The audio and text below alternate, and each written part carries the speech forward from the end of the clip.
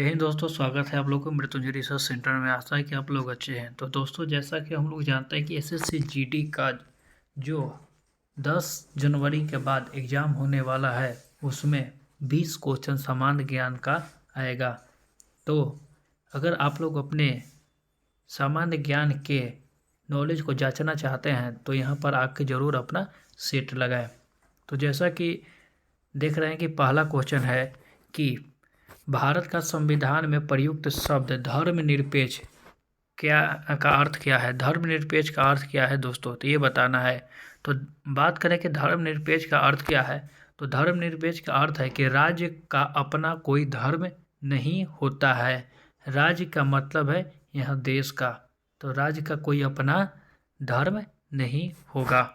अगला प्रश्न है दोस्तों कि भारत में 12वीं अनुसूची जोड़ा गया था कौन से संविधान संशोधन करके। तो 12वीं सूची अनुसूची 74वां संविधान संशोधन द्वारा जोड़ा गया था। अगला प्रश्न की बात करते हैं दोस्तों। तो अगला प्रश्न है निम्नलिखित वायु प्रमुख में से अधिकतम हानिकारक कौन है। वायु प्रदूषक में अधिकतम हानिकारक कौन है। तो अधिकतम हानिकारक की बात किया जाए तो कार्बन मोनोऑक्साइड सबसे हानिकारक है दोस्तों वायु प्रदूषक में। अगले प्रश्न की ओर बढ़ते हैं। तो अगला प्रश्न देखते हैं कि हड़प्पा सभ्यता किस युग का है। तो हड़प्पा सभ्यता की बात करें तो हड़प्पा सभ्यता एक कांस्य युगीन सभ्यता है। हड़प्पा सभ्यता एक कांस्य युगीन सभ्यता है। अगला प्रश्न है कि गौतम बुद्ध ने महापरिनिर्वाण कहाँ प्राप्त की। तो गौतम बुद्ध के महापरिनिर्वाण की बात किया जाए दोस्तों तो ऑप्शन सी हो जाएगा कुशीनगर। महापरिनिर्वाण कुशीनगर। अगला प्रश्न देखते हैं कि मगध के राजा अजातशत्रु का लंबी अवधि तक किस गणराज्य के साथ युद्ध रहा। किसके साथ युद्ध रहा अजातशत्रु का। तो इस क्वेश्चन का राइट आंसर के बाद तो वैशाली के साथ उसका हमेशा लंबा युद्ध चला था दोस्तों अजातशत्रु का। अगला क्वेश्चन देखते हैं कि बिक्री कर कौन लगाता है और वसूल कौन करता है। ये बताना है कि बिक्री कर कौन लगाता है और वसूल कौन करता है। तो बिक्री कर राज्य लगाता है और वसूल भी राज्य सरकार ही करते हैं। अगला प्रश्न है कि नदी के बहाव की दिशा में परिवर्तन के कारण बनी हुई झील को क्या कहते हैं। तो इस क्वेश्चन का राइट आंसर की बात करें तो गोखुर झील कहते हैं। जो लास्ट में बन जाता है गाय के जैसा, पंजा के जैसा दोस्तों, उसका बात कर रहा है। तो नदी के बहाव की दिशा में परिवर्तन के कारण बनी हुई झील को क्या कहते हैं, गोखुर झील कहते हैं। अगले प्रश्न की ओर देखते हैं कि खुले बाजार की क्रिया एक हिस्सा है। किसका हिस्सा है दोस्तों, खुले बाजार की क्रियाएं क्या है। तो खुले बाजार की क्रिया तो मौद्रिक नीति में खुले बाजार को एक हिस्सा है दोस्तों।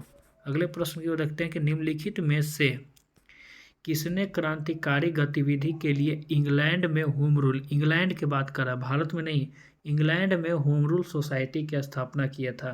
तो इंग्लैंड के होम रूल सोसाइटी की स्थापना श्याम जी कृष्ण वर्मा ने किए थे। यही भारत के होम रूल लीग की स्थापना की बात करें दोस्तों तो एनी बेसेंट और बाल गंगाधर तिलक ने शुरू किए थे। अगला प्रश्न है कि थल समीर, समुद्री समीर बनने के कारण निम्नलिखित में से कौन सा है।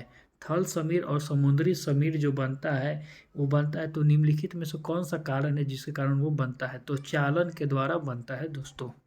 अगला प्रश्न है कि अंतर्राज्यीय विवादों में सामान्य समन्वय के लिए भारत के संविधान निम्नलिखित में से किस अनुच्छेद के तहत एक अंतर्राज्य परिषद का गठन करता है।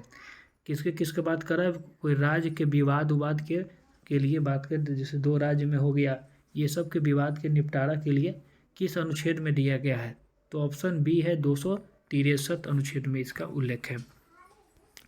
अगला प्रश्न है दोस्तों कि विधान परिषद के संरचना का उल्लेख भारतीय संविधान के किस अनुच्छेद में।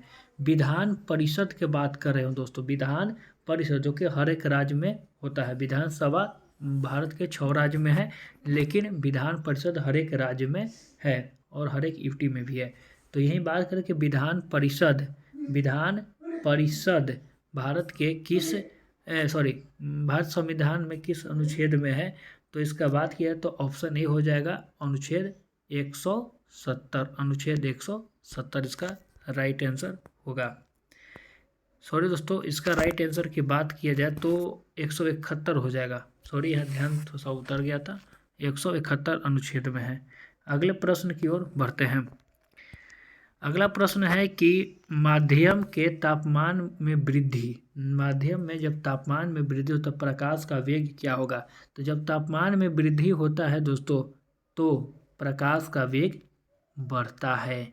जब बढ़ेगा तापमान तो प्रकाश का वेग भी बढ़ेगा, और घटेगा तापमान का वेग तो प्रकाश की गति भी घट जाता है। अगला प्रश्न है कि the pain free mind set पुस्तक के लेखक कौन है? जब the pain free mind set पुस्तक के लेखक कौन है?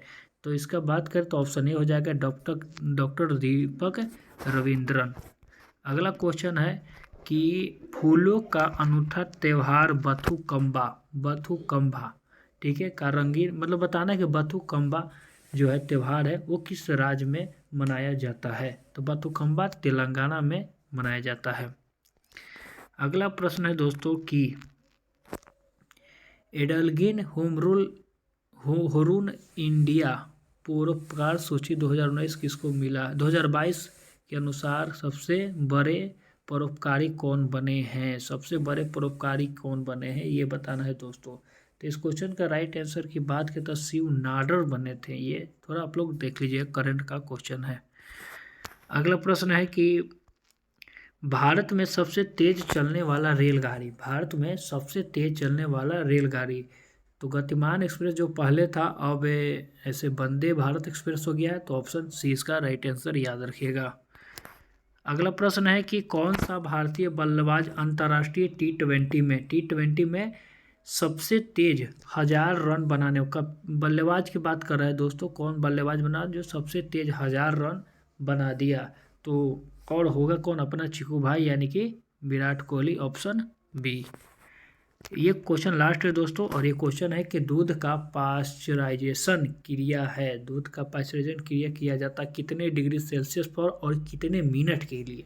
तो इसका राइट आंसर की बात किया जाए तो ऑप्शन डी हो जाएगा 30 मिनट के लिए 62 डिग्री सेल्सियस पर करते हैं। तो दोस्तों यही था आज का 20 क्वेश्चन का सेट, और ऐसे ही हम डेली लेकर आएंगे। अपना जो भी स्कोर रहेगा वो कमेंट बॉक्स में ज़रूर करें, और कोई अगर प्रश्न पर दिक्कत हुआ तो उसे ज़रूर आप लोग कमेंट में लिख सकते हैं। चलिए मिलते हैं अगले वीडियो में, तब तक के लिए जय हिंद, धन्यवाद।